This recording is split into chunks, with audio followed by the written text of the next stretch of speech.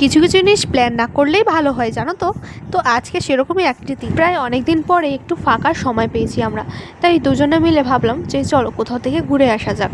তো কোনো প্ল্যান ছিল না যে কোথায় যাব না যাব, কিন্তু হেঁটেই যাচ্ছি, সেজেগুজে বেরিয়ে পড়েছি বাড়ির থেকে, হেঁটেই যাচ্ছি, কিন্তু কোথায় যে হেঁটে যাচ্ছি সেটা আমাদের দুজনের জানা ছিল না। তো ফাইনালি আমরা একটা ক্যাফে গেলাম, আর এই দেখো আমার জীবনটা যেমন অন্ধকার সেরকমই দেখো এই ক্যাফেটাও অন্ধকার হয়ে গেছে। আসলে আমিও গেলাম আর কারেন্টটাও চলে গেল, তার মানে বুঝতে পারছো তো, আমার জীবনের বড় উদাহরণ তোমাদেরকে দিয়ে দিলাম।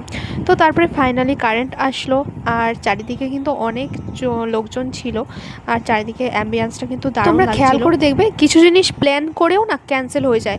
অনেকে আছে, অনেক ফ্রেন্ডরা আছে গ্রুপ খোলে কোথাও ঘুরতে যাবে বলে, তারপরে সব প্ল্যান করার পরে লাস্টে যাওয়াই হয় না। তো সাডেনলি যে জিনিসগুলো হয় সেগুলোর মধ্যে আলাদাই মজা আছে। তো যাই হোক, এখানে আমরা অর্ডার করেছিলাম 2 কাপ কফি আর ফিশ ফিঙ্গার, যেটা আমার আর ঈশিতার অনেক পছন্দ। তো তারপরে আর কি আমরা দুজনে বেসিক্যালি দেখতে গেলে প্রত্যেকদিন একই জায়গায় কাজ করি, একই ট্রেনেই আসি, তো প্রত্যেক দিনই গল্প হয়। বাকি যে কথাগুলো বাকি থাকে সেগুলো আমরা টাইম পেলেই বলে নিই, যেমন আজকে খেতে খেতে বলে নিলাম বাকি কথাগুলো। তো তারপরে আমি একটা কুর্তির দোকানে চলে গেছি, সেখানেও গিয়ে কারেন্ট চলে গেছে। মানে কি বলবো, আজকে আমার সাথে এরকম কেন হচ্ছে আমি বুঝতে পারছি না। আমি যেখানে যাচ্ছি কারেন্ট চলে যাচ্ছে। আচ্ছা, আমার সাথে কেন এরকম হচ্ছে বলতে পারো?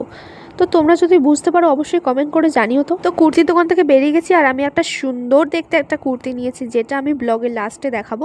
তারপরে আমি বাড়ি চলে আসি, আর আমার দুটো বন্ধুর বার্থডে সেলিব্রেশন ছিল, তো সেখানেই আমি চলে আসি। তো সবাই মিলে আড্ডা দিলাম, অনেক মজা করলাম, গল্প করলাম। তারপরে ফাইনালি বার্থডে বয়দের জন্য কেকটাও চলে আসলো তারপরে, আর ওরা এখানে কেকটা কাটতেও বসে গেছে। তোমরা হয়তো অনেকেই ভাবছো যে দুজনের বার্থডে কি একই ডেটে? না, দুজনের বার্থডে আলাদা আলাদা ডিফারেন্ট ডেটে।